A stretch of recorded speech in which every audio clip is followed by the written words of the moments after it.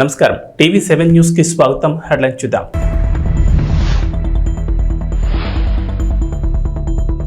మూడవసారి ప్రధానిగా మోడీ ప్రమాణ స్వీకారం. పొరుగు దేశాలకే తొలి ప్రాధాన్యత విధానం కొనసాగిస్తామని వెల్లడి.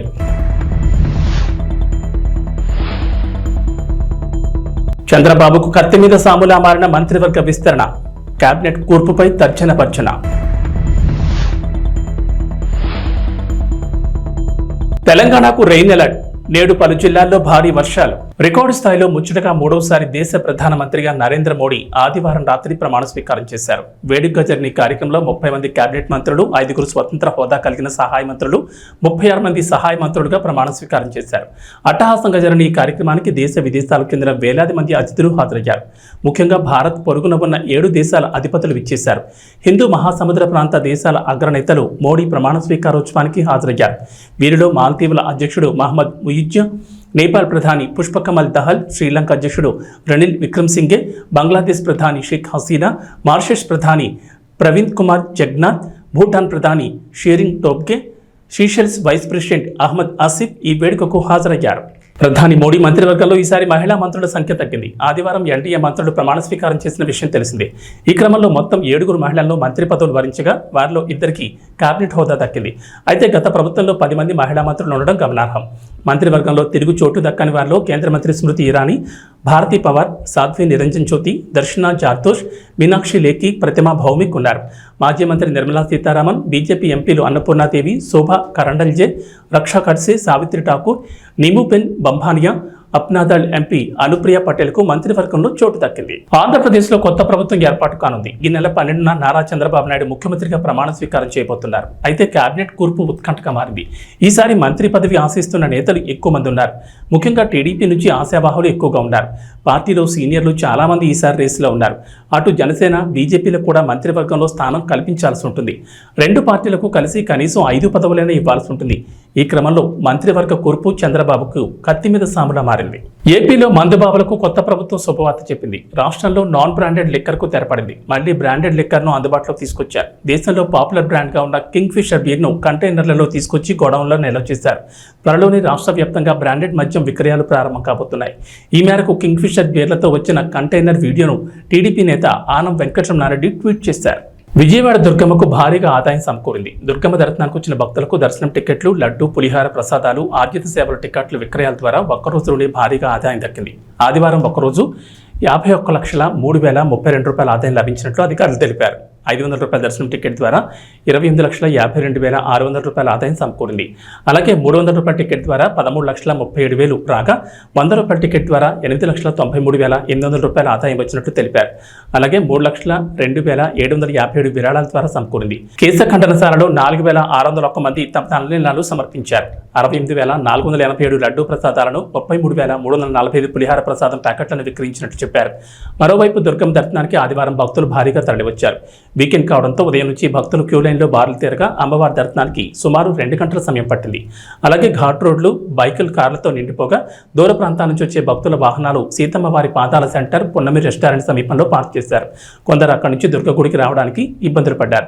ఆదివారం రోజు సుమారు 50,000 మంది భక్తులు అమ్మవారిని దర్శించుకున్నారని అంచనా వేశారు అధికారులు.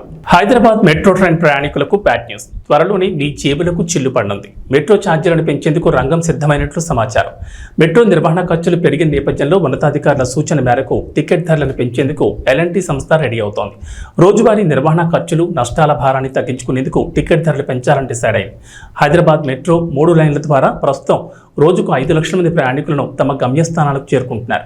మహిళలకు ఫ్రీ బస్ జర్నీతో మెట్రోకు గతంతో పోలిస్తే కాస్త రద్దీ తగ్గింది. అదే సమయంలో నిర్వహణ వ్యయం పెరిగింది. ప్రతి నెల 45 కోట్ల చొప్పున ఏడాదికి 540 కోట్ల నష్టం వస్తున్నట్లు ఎల్ఎన్టీ అంచనా వేస్తోంది. ఈ క్రమంలో ధరలు పెంచి నిర్వహణ భారాన్ని తగ్గించుకునేందుకు మెట్రో ప్రయత్నిస్తోంది. ప్రస్తుతం 2 కిలోమీటర్ల దూరానికి టికెట్ ధర 10 రూపాయలుగా ఉంది. 2 నుంచి 4 కిలోమీటర్ల దూరానికి 15 రూపాయల టికెట్ ఛార్జ్ చేస్తున్నారు. 4 నుంచి 6 కిలోమీటర్ల దూరానికి 25, 6 నుంచి 8 కిలోమీటర్ల దూరానికి దూరానికి 30 రూపాయలు, 8 నుంచి 10 కిలోమీటర్ల దూరానికి 35, 10 నుంచి 14 కిలోమీటర్ల దూరానికి 40 రూపాయలు, 14 నుంచి 18 కిలోమీటర్ల దూరానికి 45, 18 నుంచి 22 కిలోమీటర్ల దూరానికి 50, 22 నుంచి 26 కిలోమీటర్ల దూరానికి 55 రూపాయలు, 26 కిలోమీటర్లకు పైగా దూరానికి 60 రూపాయల టికెట్ ధరగా వసూలు చేస్తున్నారు. అంటే ప్రస్తుతం ప్రారంభ టికెట్ ధర 10 ఉండగా గరిష్టంగా 60 రూపాయలు ఉంది. టికెట్ రేట్లు 5 నుంచి 10% పెంచి కనీస ధర 20కి, గరిష్ట ధర 80కి పెంచే అవకాశం ఉన్నట్లు తెలుస్తోంది. నందమూరి బాలకృష్ణ, బోయపాటి శ్రీను కాంబోలో ఇప్పటివరకు వచ్చిన 3 చిత్రాలు బంపర్ హిట్ అయ్యాయి. అందుకే ఈ కాంబినేషన్ అంటే బాలయ్య అభిమానులతో పాటు సినీ ప్రియులందరికీ ఎంతో ఇష్టం. వీరి కాంబోలో వచ్చిన సింహ, లెజెండ్, అఖండ ఒకదానికి మించి ఒకటి పెద్ద హిట్ అయిన విషయం తెలిసిందే. తద్వారా ఈ కాంబో హ్యాట్రిక్ హిట్ కొట్టింది. దీంతో ఈ ఇద్దరి కలయికలో మరో సినిమా ఉంటుందని, అదే అఖండ 2 అని గతంలోనే ప్రకటించారు. ఇవాళ బాలకృష్ణ బర్త్డే సందర్భంగా Balayya, Boyapati cinema big update వచ్చింది. 14 రీల్స్ ఎంటర్టైన్మెంట్ బ్యానర్లో రామ్ ఆచంట, గోపిచంద్ ఆచంట నిర్మాతలుగా, బోయపాటి శ్రీను దర్శకత్వంలో బాలకృష్ణ హీరోగా వీళ్ళిద్దరి కాంబోలో 4వ సినిమాను మేకర్స్ ప్రకటించారు. బేబీ 4 వర్కింగ్ టైటిల్తో ఓ పోస్టర్ విడుదల చేస్తూ బాలకృష్ణకు పుట్టినరోజు శుభాకాంక్షలు తెలిపారు. ఇక ఈ మూవీలో బాలయ్య కూతురు తేజస్విని కూడా నిర్మాతగా భాగమవుతున్నారు. తేజస్విని గతంలో బాలయ్య అన్స్టాపబుల్ షో కూడా పనిచేసిన విషయం తెలిసిందే. ఇకపై పూర్తిగా సినిమా రంగంలోనే తేజస్విని ఉండబోతుందని సమాచారం. నరేంద్ర మోడీ 3వసారి భారతదేశ ప్రధానిగా ప్రమాణ స్వీకారం చేసిన సందర్భంగా బీజేపీ శ్రేణుల ఆధ్వర్యంలో అనకాపల్లి పట్టణంలోని 4 రోడ్ల జంక్షన్ వద్ద జరిగిన కార్యక్రమంలో మాజీ ఎమ్మెల్యే, నియోజకవర్గ టీడీపీ ఇన్ఛార్జ్ పియల గోవింద సత్యనారాయణ, జనసేన నాయకులు వేమరశెట్టి చిన్ని పాల్గొని బీజేపీ, టీడీపీ, జనసేన శ్రేణులకు మిఠాయిలు తినిపించి శుభాకాంక్షలు తెలిపారు. ఈ సందర్భంగా ప్రమాణ స్వీకార కార్యక్రమాన్ని టీడీపీ నాయకులు మల్లా సురేంద్ర, పోలారపు త్రినాథ్ ఉమ్మడి పార్టీ కార్యకర్తలతో కలిసి వీక్షించారు. నరేంద్ర మోడీ నాయకత్వంలో దేశం, నారా చంద్రబాబు నాయుడు, పవన్ కళ్యాణ్ నాయకత్వంలో రాష్ట్రం అభివృద్ధి పదంలో నడుస్తుందని ఆశాభావం వ్యక్తం చేశారు.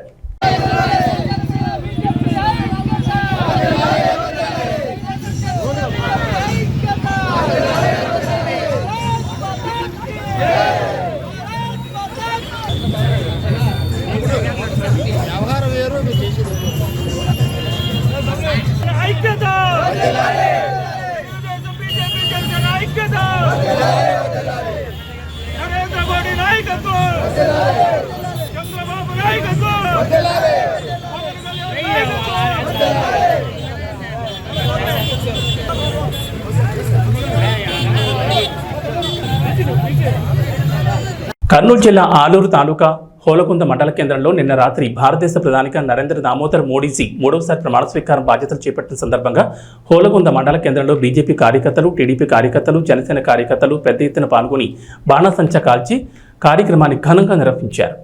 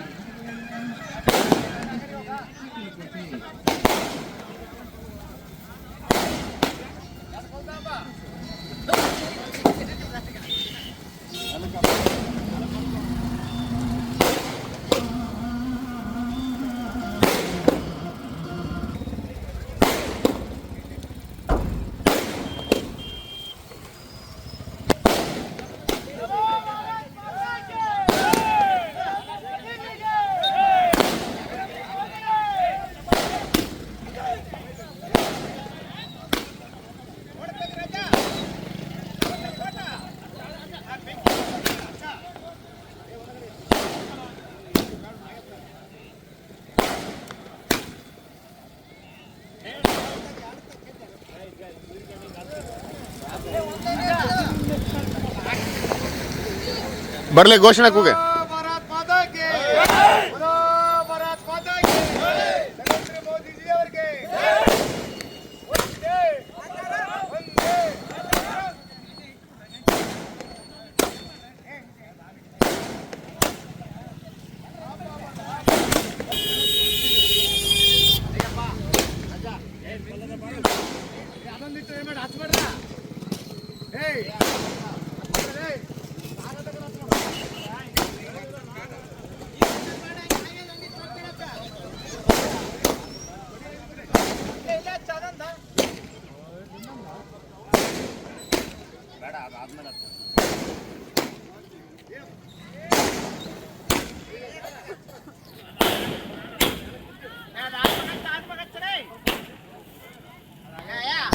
అనంతపురం జిల్లా గుత్తి మున్సిపాలిటీలో విచ్చలవిడిగా విక్రయిస్తున్న నాణ్యత లేని మాంసపు దుకాణాలు పరిశుభ్రత పాటించకుండా చనిపోయిన జీవాలు కోస్తున్నారా లేక ఆరోగ్యంతో ఉన్న జీవాలను కోస్తున్నారా అనేది గుత్తి ప్రజలకు ప్రశ్నార్థకంగా మారింది.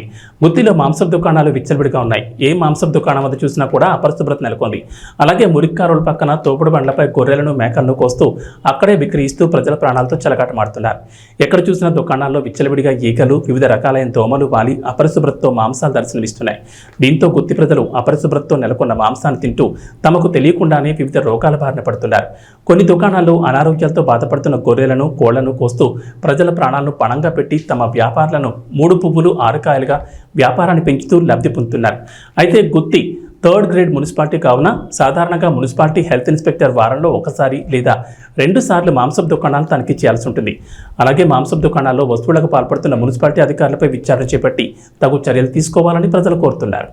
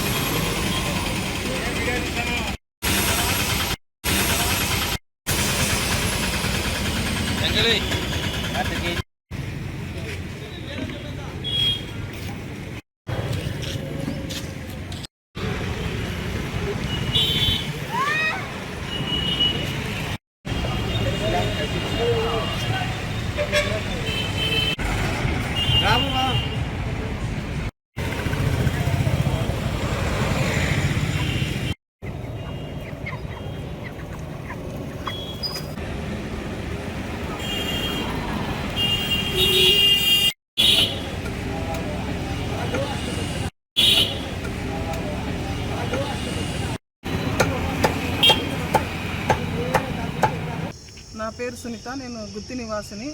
ముఖ్యంగా ఈరోజు మాట్లాడడానికి ముఖ్య ఉద్దేశం ఏమంటే అపరిశుభ్రంగా ఉన్న మటన్, చికెన్ షాపుల గురించి నేను మాట్లాడదలుచుకున్నాను.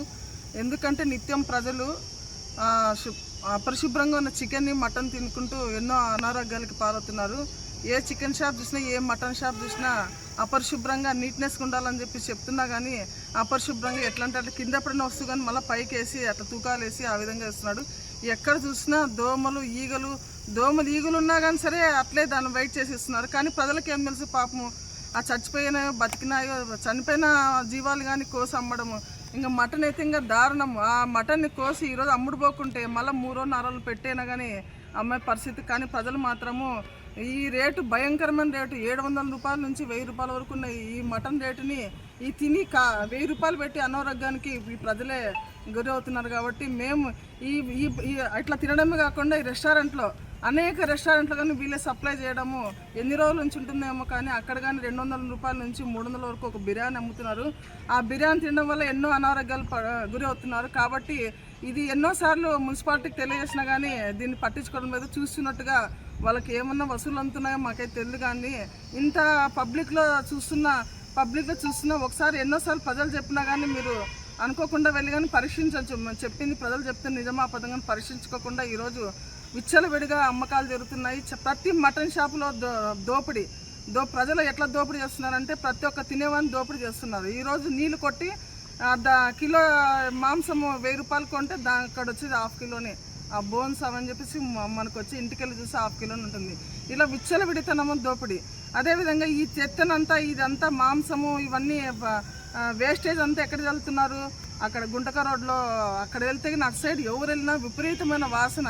అక్కడ కానీ చుట్టుపక్కల ప్రజలు ఉన్నా కానీ ఆ ప్రజలకి ఎంత వాసన అంటే ఒకరోజు మేము అట్ట పోతేనే తట్టుకోలేని పరిస్థితి. కానీ అక్కడ నివాసం ఉన్న ప్రజలు ఎట్లుంటున్నారో మాకు తెలియదు. కానీ దీనిపైన ఖచ్చితంగా మున్సిపాలిటీ స్పందించాలా. స్పందించుకుంటే మేము ఖచ్చితంగా జిల్లా అధికారులకు తెలియజేస్తాము, ఎస్పీ గారికి కానీ తెలియజేస్తాము. ఇక్కడ అరాచకాలని వెంటనే చూసి ఇక్కడ ఖండించాలా. ఇప్పటి నుంచైనా ఇక్కడ మేల్కొని, లేదంటే అలాంటి చేయకుంటే మాత్రం వాళ్ళకంతా రద్దు చేసి ఆ షాప్ని సీజ్ చేసి మంచి నాణ్యత కలిగిన చికెన్ కానీ మటన్ ఇచ్చి ఈ ప్రజల ఆరోగ్యాన్ని కాపాడుకోవాల్సిన బాధ్యత మనపైన ఉంది. కాబట్టి ప్రభుత్వము ఈ మున్సిపాలిటీ వాళ్ళు ఖచ్చితంగా చర్య తీసుకుంటారని నేను ఆశిస్తున్నాను.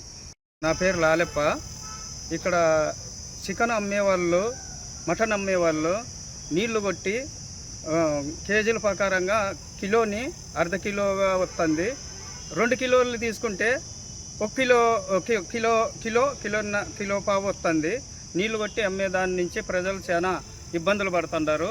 వాళ్ళు చచ్చిందా బతికిందా ఈ కోడి ఎట్లుంది అనేది చూడుకోకుండా ఈ మున్సిపల్ వాళ్ళు కూడా పట్టించుకోకుండా వాళ్ళ ఆధీనంలో నుంచి వాళ్ళ పర్మిషన్తో నుంచి దాని బతికిన దానిని తీసుకొని పోయి వాళ్ళ ఎదురుగా జవా చేసి నాణ్యమైన మాంసాన్ని అమ్మితే బాగుంటుందని మా కోరిక. అందులో చికెను కోళ్ళు కోసినప్పుడు దాన్ని ఈకలు తీసుకొని పోయి ఎక్కడో దూరంగా పారేయకోకుండా ఊరి లోపలే పారేసుకుంటూ జనాలంతా అనారోగ్యానికి గురవుతున్నారు. అక్కడ ఉండే వాళ్ళంతా నివాసం ఉండే వాళ్ళంతా చాలా అనారోగ్యాలకు గురవుతున్నారు. కాబట్టి దీని మీద యాక్షన్ తీసుకొని చర్య తీసుకోవాలని కోరుకుంటూ, మటన్ కోసే వాళ్ళ దగ్గర, చికెన్ కోసే వాళ్ళ దగ్గర దోమలు, ఈగలు నానా ఆడ చాలా గలీజ్ ఉన్నా కూడా వాళ్ళు మటన్ కోస్తూ ఆ దోమలు, ఈగలు వాళ్తుంటాయి. దాని మీద కూడా ఎవరు యాక్షన్ తీసుకోకుండా అమాయకులు ప్రజలు ఏం చేస్తారు పాపం, ఏదో కావాలని వాళ్ళు ఉన్నట్లుండి సడన్గా వచ్చి కొట్టించుకోవడము, తీసుకొని పోవడము, అది చచ్చిందా బతికిందా అనుకోకుండా ఆ మటన్ కోసేసాట సైడ్ కాలువలు ఉన్నాయి, దానిలో డ్రైనేజ్ అంతా మొత్తం వస్తుంది. ఆ దోమలన్నీ పడి దాని మీద ప్రజలు అనారోగ్యానికి గురవుతుంటారు. కాబట్టి మున్సిపల్ ఆఫీసులు కానీ ఇంకా పైన అధికారులు యాక్షన్ తీసుకొని, లేదంటే మేము కూడా ఎస్పీ జిల్లా ఎస్పీ గారికి కూడా మేము కంప్లైంట్ చేయాల్సి వస్తుంది దీని మీద. కాబట్టి తగిన చర్య తీసుకొని దీని మీద చేయవలసిందిగా కోరుతున్నాను. బీజేపీ కేంద్రంలో మూడోసారి అధికారంలోకి రావడంతో కర్నూలులో ఆ పార్టీ నాయకులు సంబరాలు చేసుకున్నారు. నరేంద్ర మోడీ మూడోసారి ప్రధానమంత్రిగా ప్రమాణ స్వీకారం చేయడంతో కర్నూలు జిల్లా బీజేపీ కార్యాలయం ముందు బీజేపీ ఆధ్వర్యంలో బాణాసంచా కాల్చి మిఠాయిలు పంచి సంబరాలు చేసుకున్నారు. నరేంద్ర మోడీ ఆధ్వర్యంలో దేశం ఎంతో అభివృద్ధి చెందిందని, వచ్చే 5 సంవత్సరాల్లో భారతదేశం మరింత అభివృద్ధి చెందుతుందని బీజేపీ నేతలు తెలిపారు. అందరికీ నమస్కారం. ఈరోజు నరేంద్ర మోడీ గారు మూడోసారి ప్రధానమంత్రిగా ప్రమాణ స్వీకారం చేస్తున్న శుభ సందర్భంలో కర్నూలు జిల్లా బీజేవైఎం తరఫున, బీజేపీ పార్టీ తరఫున నుంచి విజయోత్సవం జరుపుకుంటున్నాము. అందరికీ మంచి చేస్తున్నారు, అంతే ఇంకా ముందు కాలంలో కూడా మంచి చేస్తాడు మోడీ గారు. అందుకోసమే మూడోసారి ప్రమాణ స్వీకారం కూడా చేస్తున్నారు ఈరోజు. అందుకోసమే అందరం విజయోత్సవంగా చేసుకుంటున్నాం ఈరోజు. జంపాల కేశవరాం చౌదరి, బీజేవైఎం జిల్లా అధ్యక్షుడు. ఈరోజు చాలా గొప్ప పరిణామం. దేశవ్యాప్తంగా కూడా భారతీయ జనతా పార్టీ కార్యకర్తలు, నాయకులు, అభిమానులందరూ కూడా పెద్ద ఎత్తున కూడా విజయోత్సవ యొక్క సంబరాలు చేసుకుంటున్న సందర్భంగా మన ప్రియతమ ప్రధాని నరేంద్ర మోడీ గారు మూడోసారి ప్రధానమంత్రిగా చేపట్టిన సందర్భంగా దేశవ్యాప్తంగా కూడా అనేక రకాల కార్యక్రమాలు ఈరోజు నడుస్తూ ఉన్నాయి. నరేంద్ర మోడీ గారు విజయం సాధించడం కనుక అనేక మంది కార్యకర్తల యొక్క కృషి ఉన్నది. భారతీయ జనతా పార్టీ పట్ల ప్రజలకు కూడా నమ్మకం ఇది.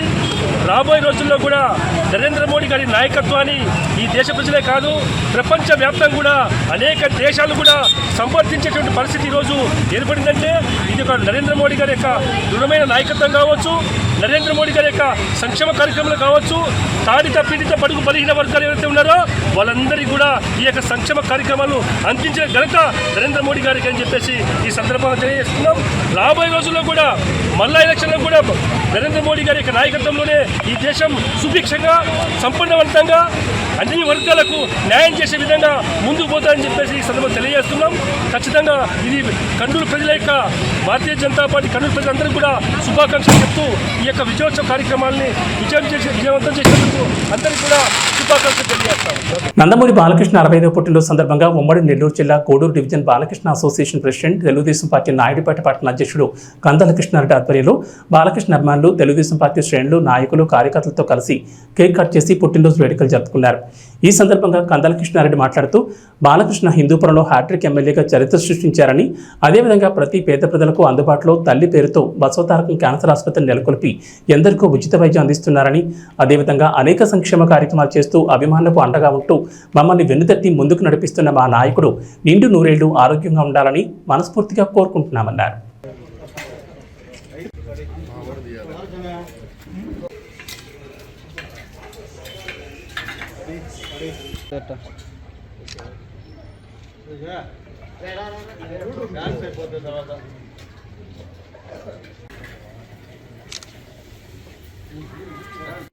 అందరికీ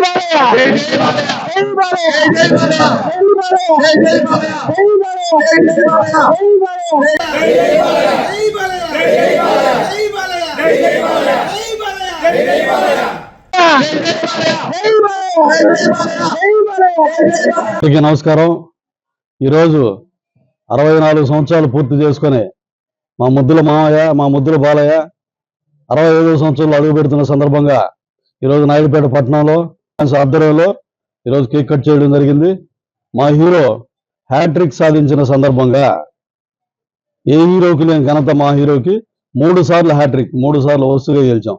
దీనికి సందర్భంగా శుభాకాంక్షలు తెలియజేసుకుంటూ మా బాలయ్య నిండు నూరేళ్లు బసవతారకం క్యాన్సర్ హాస్పిటల్కి అయితేవి, హిందూపురంకి అయితేవి, బాలకృష్ణ అభిమానులకి అయితేవి అందరికీ సేవలు అందించి మమ్మల్ని అందరినీ ఒక దారిలో తీసుకొచ్చి మమ్మల్ని నడిపిస్తారని మాకు ఆయన ఆశాకిరణంగా కనిపిస్తున్నారు. మమ్మల్ని ముందు నడిపిస్తున్న మా బాలయ్యకి మరొకసారి ప్రత్యేకంగా ధన్యవాదాలు, శుభాకాంక్షలు తెలియజేసుకుంటున్నాను. Thank you.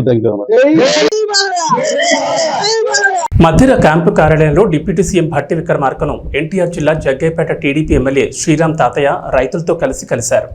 ఎన్టీఆర్ జిల్లా వర్చవాయి మండలం పోలంపల్లి ప్రాజెక్టుకు తెలంగాణ వైపు పడ్డ గండిని పూడ్పించాలని విజ్ఞప్తి చేశారు.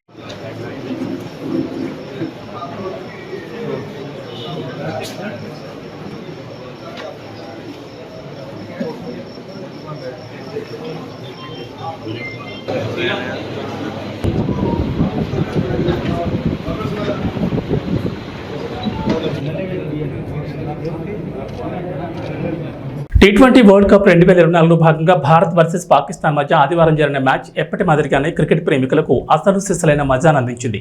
చివరి బంతి వరకు ఉత్కంఠభరితంగా సాగిన ఈ మ్యాచ్లో భారత్ 6 పరుగుల తేడాతో ఘన విజయం సాధించింది. దీంతో భారత ఆటగాళ్లు, ఫ్యాన్స్, మద్దతుదారుల ఆనందానికి అవతలు లేకుండా పోయాయి. అయితే మరోవైపు పాక్ ఆటగాళ్లు, ఆ జట్టు ఫ్యాన్స్ తీవ్ర విచారణలో మునిగిపోయారు. పాక్ డ్రెస్సింగ్లో అందరూ భారమైన హృదయాలతో కనిపించారు. 120 పరుగుల లక్ష్యాన్ని ఛేదించలేక చతికిల పడడంతో పాకిస్తాన్ అభిమానులు నిరాశకు గురయ్యారు. ఇక వాతావరణ విషయానికి వస్తే నైరుతి రుతుపవనాలు తెలంగాణలో క్రమంగా విస్తరిస్తున్నాయి. రానున్న 2 రోజుల్లో తెలంగాణ అంతటా రుతుపవనాలు విస్తరించే ఛాన్స్ ఉందని హైదరాబాద్ వాతావరణ శాఖ అధికారులు చెప్పారు. దీనికి తోడు తెలంగాణపై ఉపరితల ఆవర్తనం కూడా కొనసాగుతోందని, దీని ప్రభావంతో తెలంగాణలో 2 రోజుల పాటు ఓ మోస్తరు నుంచి భారీ వర్షాలు కురుస్తాయని చెప్పారు. నేడు రంగారెడ్డి, వికారాబాద్, సంగారెడ్డి, మెదక్, మహబూబ్ నగర్, నాగర్ కర్నూల్, ఖమ్మం, నల్గొండ, సూర్యాపేట, వనపర్తి, నారాయణపేట, జోగులాంబ గద్వాల్, హైదరాబాద్ జిల్లాలో వర్షం కురుస్తుందన్నారు. భారీ ఈదురుగాలులు వీచే ప్రమాదం ఉందని, గంటకు 30 నుంచి 40 కిలోమీటర్ల వేగంతో గాలులు వీస్తాయన్నారు. ఉరుములు, మెరుపులతో పాటు పిడుగులు పడే ఛాన్స్ ఉందని జాగ్రత్తగా ఉండాలని ప్రజలను హెచ్చరించారు. రుతుపవనాలు వేగంగా వ్యాపించడం, ఉపరితల ఆవర్తనం కారణంగా పలు జిల్లాలకు ఎల్లో అలర్ట్ జారీ చేసింది వాతావరణ శాఖ. ఇక ఉత్తర తెలంగాణలో కొన్ని చోట్ల ఇంకా గరిష్ట ఉష్ణోగ్రతలు నమోదవుతున్నాయి. రుతుపవనాల కారణంగా అంతటా విస్తరించిన తర్వాత ఉత్తర తెలంగాణలో సైతం వర్షాలు కురిసే అవకాశం ఉందని వాతావరణ శాఖ అంచనా వేసింది. అటు ఏపీలోనూ కొన్ని చోట్ల వర్షాలు కురుస్తున్నాయి. రుతుపవనాల ప్రభావంతో రాయలసీమలో వర్షాలు పడుతున్నాయి. ఏబీ బులెటిన్ విశేషాలు. నమస్కారం.